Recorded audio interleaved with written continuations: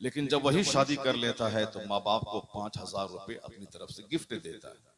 जो पहले माँ से 5 रुपए मांग कर कटिहार जाके पान और चाय खाता था, जबकि कोई नहीं है, ना बीवी है ना बच्चा है, लेकिन जब शादी हो गई अल्लाह ने वहां से बरकतें दी, तो अब वही माँ बाप को अपनी तरफ से तोहफा देता है। तो अल्लाह पर मजबूत यकीन रहे तो औलाद चाहे एक रहे चाहे 100 रहे, हम क्या खिलाते हैं? हम नहीं खिलाते हैं, हम उस औलाद की वजह से खिलाए जाते हैं। हदीस में आया है कि तुम ये मत बोलो कि हम अपने वालिदैन और कमजोरों को खिलाते हैं, नहीं, तुम्हारे उन कमजोरों की वजह से तुमको रोजी दी जाती है। ये बूढ़े, ये बेजबान, ये बीमार जो बिस्तर पे पड़े रहते हैं, अगर ये लोग नहीं रहे तो जवान दाने दाने को तरस जाए। ये एहसान इन बूढ़ों का है जिनकी वजह से मुझ जैसा जवान पाला जाता है। ये हमारे सामने गाय रहती है, बकरी रहती है, बैल रहता है, हम लोग कहते हैं कि हम इसको खिलाते हैं, नहीं खिलाएंगे तो बैल मर जाएगा। हदीस में आया है कि अगर इन बेजबान जानवरों का ख्याल न हो तो अल्लाह ताला आसमान से बारिश का एक कतरा नहीं उतारे।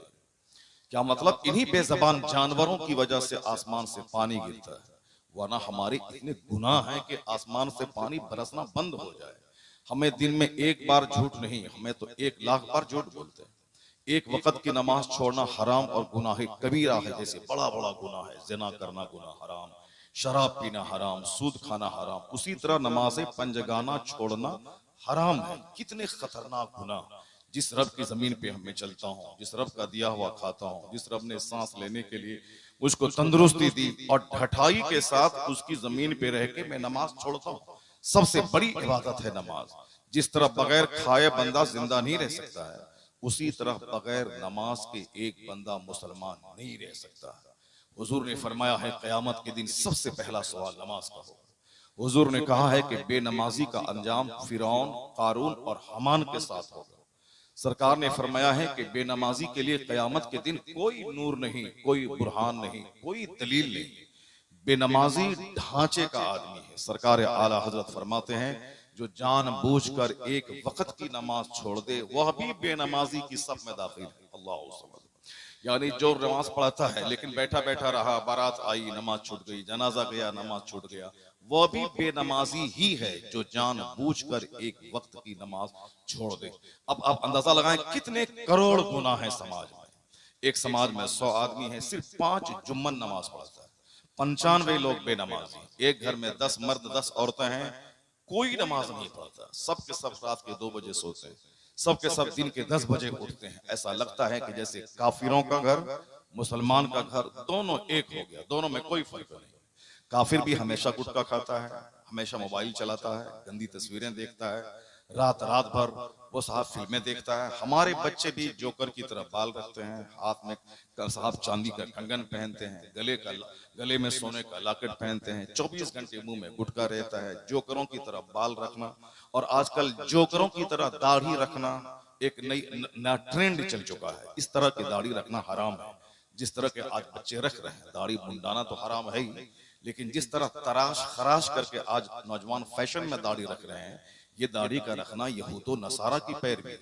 ऐसा यहूदियों ने किया है, नसरानियों ने किया। उन काफिरों की पैरवी करना ये खुद अपने आप में हराम है। हमारे बच्चे उन काफिरों की पैरवी में सर के बाल रखते हैं। जितने बच्चे हैं, अक्सर बच्चे समाज के, ये ट्रेंड चला था यूरोप से, देखते देखते हिंदुस्तान में फैल गया और उन काफिरों का देखा देखी मुसलमानों के बच्चे भी उसी रंग में रंग गए। मुंह में गुटका, बाल जोकर की तरह, दाढ़ी बिल्कुल फ्रेंच कट, उन काफिरों की तरह। लिबास देख लें उसका, औरतें पहले ढीला ढाला कपड़ा पहनती थी, सारी पिंडली उसकी छुपी रहती थी। उनकी पिंडली भी छुपी रहनी चाहिए, पांव छुपा रहे। मगर आज पता नहीं किस कातिल और किस डाइन की नजर लग गई, हमारी माँ बहन बेटियां अब वो कपड़ा पहन रही हैं जो कपड़ा वहाबी देवबंदी पहले पहना करता था और आज भी पहनता नहीं, पिंडली से ऊपर उठा के। ये मर्द को नहीं पहनना चाहिए वैसा। हाँ, टखने के नीचे कपड़ा लटकाना ये हराम है। ये जो तखना है, ये टखना, उसके नीचे तकब्बुर से कपड़ा लटकाना ये हराम है। और हदीस में जो आया है कि टखने से नीचे जो कपड़ा है वो जहन्नम में, वो कब अजरा है तकब्बुर यानी घमंड के साथ। अगर पहना है लिबास नीचे हो गया, वो नहीं, बल्कि हुरूर और घमंड करते हुए कपड़ा का लटकाना ही हराम है। तो टखने से नीचे हराम है, इन्हें घुटने तक कपड़ा पहनना चाहिए। मगर इन लोगों की अक्ल खराब हुई, वो साहब घुटने के नीचे तक पहनना शुरू किया। औरतों को तो बिल्कुल ढीला ढाला कपड़ा पहनना चाहिए, मगर काफिरों की पैरवी का ऐसा रुझान बढ़ा कि जो लिबास का ट्रेंड फिल्म से आया वही मुसलमान औरतों ने भी कबूल कर लिया। नहीं सोचा कि हमारा उसकी नकल करना कैसा है, हमारा उसकी तरह जीना कैसा है, हमारा उसकी तरह चलना कैसा है। हमारी माँ बहन ने इस पर गौर नहीं किया। जब गौर नहीं किया तो फिर क्या हुआ, उनकी औलाद नाफरमान हो गई, उनकी औलाद बेहया और बेशरम हो गई। और ऐसी औलाद जो आज वालिदैन की इज्जत न करे, ऐसी औलाद जो मस्जिद की इज्जत न करे, ऐसी औलाद जो जलसे की इज्जत न करे, जब बेहयाओं की तादाद बढ़ जाए तो समझ जाए कि नाजायज औलाद दुनिया में बढ़ गई। जो माँ बाप के सामने आंख सीना तान के चले, जो माँ बाप के सामने साहब आंख उठा के बात करे, समझ जाएं कि नाजायज औलाद की तादाद समाज में ज्यादा बढ़ गई है। आप रहिए दिल्ली पंजाब में 5 साल तक, यहाँ पड़ोस के लोगों से ताल्लुकात कायम हो गए, औरतें हामला हो गई, बच्चा पैदा हो गया।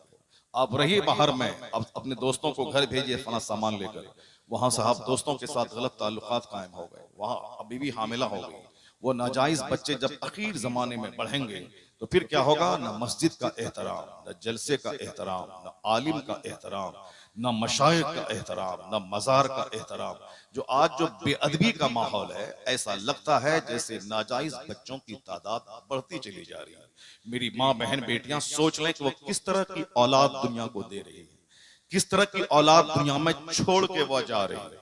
उनकी गोद का बच्चा डकैत हो रहा है, कि चोर हो रहा है, कि लुच्चा हो रहा है, लफंगा हो रहा है। आखिर कौन सा, किस औलाद को वो जन्म दे रही, किस सांप को दूध पिला पिला के वो पाल रही हैं। और कल वही सांप माँ को डंक मार देता है, कल वही सांप बाप को डंक मारता है, कल वही सांप अपने माँ बाप को कत्ल कर देता है दूसरी और लड़कियों और औरतों के चक्कर में।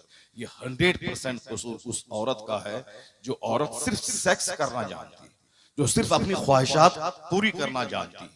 वो आने वाले दिनों में एक नेक औलाद छोड़ने के इरादे से वो कभी औलाद की तरबियत नहीं करती। मैं जब मर भी जाऊं तो मैं एक ऐसी औलाद समाज को दे जाऊं जो सिर्फ अपने से फायदा पहुंचाए, अपने से समाज को कष्ट नहीं पहुंचाए।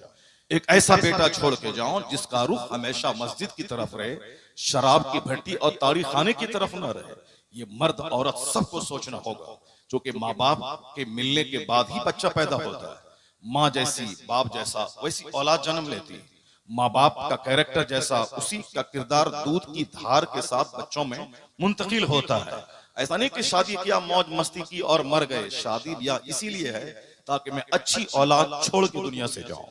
अगर गौसे आजम शादी नहीं करते तो उनके बेटे कहां से होते, आला हजरत शादी नहीं करते, मुफ्ती आजम हिंद कहां से होते, सरकार ताजुल शरिया शादी नहीं करते, उनके बेटे कायदे मिल्लत कहां से आते, मुफ्ती आजम कटिहार शादी नहीं करते, उनके 4 जवान बेटे कहां से आते, मेरे वालिद शादी नहीं करते तो मैं कहां से पैदा होता। तो शादी का मतलब है औलाद पैदा करना, शादी का मतलब है समाज में अपनी यादगार बाकी रखना। ये चेहरे